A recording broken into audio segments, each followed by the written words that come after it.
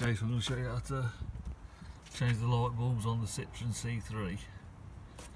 So you just pop this flap up here, or this connector. This plastic piece should pull loose.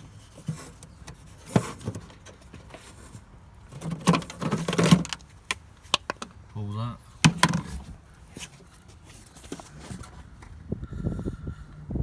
Then you can get down to your indicator light.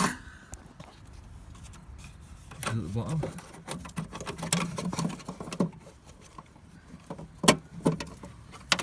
That turns out. Easy to put back in. The headlamp's just next to it, you just turn that.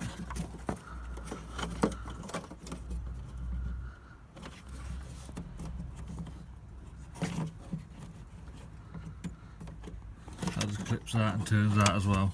Really easy to do. Put it back, you just turn it until it slots in place, then lock it shut. And obviously put your cap back.